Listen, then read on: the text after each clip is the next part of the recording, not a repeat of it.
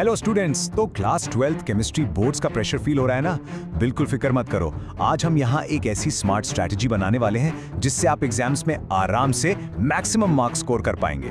हाँ, मैं बिल्कुल समझ सकता हूँ। केमिस्ट्री का इतना बड़ा सिलेबस देखकर टेंशन होना तो लाजमी है, पर गेस व्हाट, इससे डील करने का एक बहुत ही स्मार्ट तरीका है और आज हम वही सीक्रेट पता लगाने वाले हैं। तो चलिए बिना टाइम वेस्ट किए सीधे काम की बात करते हैं। स्ट्रैटेजी का रूल नंबर 1 क्या है?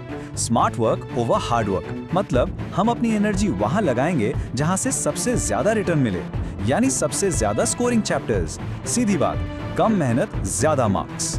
और ये रहा आपका ट्रेजर मैप। ये चार्ट सब कुछ क्लियर कर देगा। देखो, साफ दिख रहा है कि मार्क्स का जैकपॉट कहाँ छुपा है। इलेक्ट्रोकेमिस्ट्री पूरे 9 मार्क्स, उसके ठीक पीछे हैं सॉल्यूशंस और केमिकल काइनेटिक्स, दोनों 7-7 मार्क्स के। सोच के देखो, सिर्फ इन 3 चैप्टर्स को मास्टर कर लिया ना तो 95 प्लस स्कोर करने का गोल्डन टिकट आपके हाथ में है। ठीक है, तो हाई स्कोरिंग चैप्टर्स की लिस्ट तो बन गई, लेकिन असली सवाल तो ये है कि चैप्टर के अंदर क्या पढ़ना है ना? तो चलो अब थोड़ा और डीप डाइव करते हैं और उन गोल्डन टॉपिक्स को ढूंढ निकालते हैं जो पेपर सेटर्स के एब्सोल्यूट फेवरेट हैं। तो सबसे पहले बात करते हैं इलेक्ट्रोकेमिस्ट्री के सुपरस्टार की नर्स्ट इक्वेशन। सीरियसली, इसको तो बिल्कुल मत छोड़ना। सिंपल भाषा में ये फॉर्मूला आपको बताता है कि सेल का वोल्टेज उसके कॉन्सेंट्रेशन और टेम्परेचर के साथ कैसे चेंज होता है। अगर आपको ईएमएफ वाले न्यूमेरिकल्स में फुल मार्क्स लाने हैं तो इस इक्वेशन से पक्की वाली दोस्ती करनी ही पड़ेगी। नर्स्ट इक्वेशन के अलावा ये 3 टॉपिक्स भी सुपर इंपॉर्टेंट है। पहला, कोलराउचेस लॉ, ये वीक इलेक्ट्रोलाइट्स की कंडक्टिविटी निकालने में हेल्प करता है। फिर आते हैं फैराडेज लॉज, जो बताते हैं कि इलेक्ट्रोलिसिस से कितना सब्सटेंस डिपॉजिट होगा। और आखिर में अलग अलग तरह के ईएमएफ कैलकुलेशंस। ये तीनों इस चैप्टर का दिल हैं, इन्हें गलती से भी स्किप मत करना। चलो अब चलते हैं सॉल्यूशंस चैप्टर पर। इस चैप्टर में एक नाम है जिसे आपको बिल्कुल नहीं भूलना है, राहुल्स लॉ। ये लॉ वेपर प्रेशर और मोल फ्रैक्शन के बीच का कनेक्शन बताता है। और पता है क्या, यहीं से कॉलिगेटिव प्रॉपर्टीज और वैन हॉफ फैक्टर का रास्ता खुलता है। इसका मतलब साफ है, यहां से एक न्यूमेरिकल तो पक्का आने वाला है। अगला स्टेशन, केमिकल काइनेटिक्स। यहाँ का हीरो है रेट लॉ। बेसिकली आपको रिएक्शन की स्पीड और रिएक्टेंट्स की कॉन्सेंट्रेशन के बीच का रिलेशन बताता है और इसकी हेल्प से आप रिएक्शन का ऑर्डर निकाल सकते हैं। ओ और हाँ, इसके साथ साथ अरहेनियस इक्वेशन को मत भूलना, उसे भी अच्छे से टाइम देना, वो भी बहुत पूछा जाता है। अब बात करते हैं कोऑर्डिनेशन कंपाउंड्स की। यहाँ पर क्रिस्टल फील्ड थ्योरी यानी CFT को तो बिल्कुल भी इग्नोर मत करना। ये थ्योरी ही है जो समझाती है कि d ऑर्बिटल स्प्लिट क्यों होते हैं और इन कंपाउंड्स का रंग बिरंगा कलर कहाँ से आता है। इसके साथ साथ वर्नर्स थ्योरी और आइसोमेरिज्म पर भी एक नजर जरूर डाल लेना।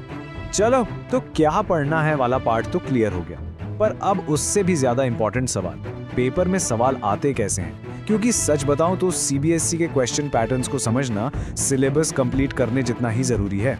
तो ये है आपके पेपर का पूरा ब्लूप्रिंट। मोटा मोटा आपका पेपर इन 4 हिस्सों में डिवाइडेड होगा। फिजिकल केमिस्ट्री से आएंगे ढेर सारे न्यूमेरिकल्स, इनऑर्गेनिक्स से आएंगे गिव रीजन वाले कॉन्सेप्चुअल सवाल। ऑर्गेनिक केमिस्ट्री तो भाई मैकेनिज्म्स के बिना अधूरी है। और हाँ, थोड़े मार्क्स सीधे सीधे डेफिनेशंस और लॉज के भी मिल जाते हैं। और सुनो, ये जो गिव रीजन वाले क्वेश्चंस है ना, ये तो बिल्कुल फ्री के मार्क्स हैं। ये देखो कुछ all time favourite topics examiners के। सॉलिड स्टेट से डिफेक्ट्स के ऊपर सवाल, सॉल्यूशन से एजियोट्रोप्स के बारे में और बायोमोलिक्यूल से प्रोटीन स्ट्रक्चर। ये क्वेश्चंस इतनी बार रिपीट होते हैं कि इन्हें छोड़ना एक क्राइम से कम नहीं होगा। चलिए अब आते हैं उस सेक्शन पर जिसका नाम सुनते ही थोड़ा डर लगता है। हाँ, ऑर्गेनिक केमिस्ट्री। मुझे पता है ये थोड़ी ट्रिकी लग सकती है, पर मेरी बात मानो, एक सही अप्रोच के साथ आप इसमें फुल टू फुल मार्क्स ला सकते हो। ऑर्गेनिक का सबसे क्लासिक सवाल, SN1 और SN2 में क्या फर्क है? देखो, इसका डिफरेंस बिल्कुल क्रिस्टल क्लियर होना चाहिए। सिंपल है, SN1 2 स्टेप्स में होती है और टर्शरी सबस्ट्रेट को प्रेफर करती है, जबकि SN2 एक ही स्टेप में हो जाती है और प्राइमरी सबस्ट्रेट पर सबसे तेज होती है। बस इतना कंसेप्ट क्लियर कर लो और 3 मार्क्स आपके पक्के समझो। अब जरा इस लिस्ट पर नजर डालिए।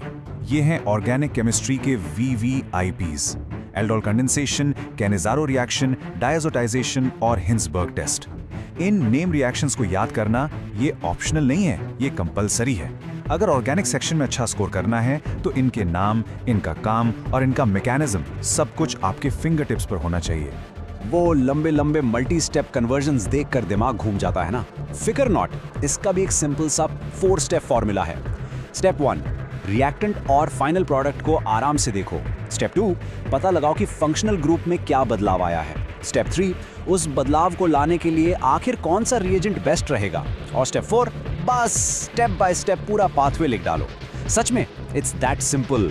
तो चलिए, अब तक हमने जो भी डिस्कस किया उस सबको एक सिंपल पावरफुल गेम प्लान में बदलते हैं। एक ऐसा प्लान जिसे आप आज से अभी से फॉलो करना शुरू कर सकते हैं।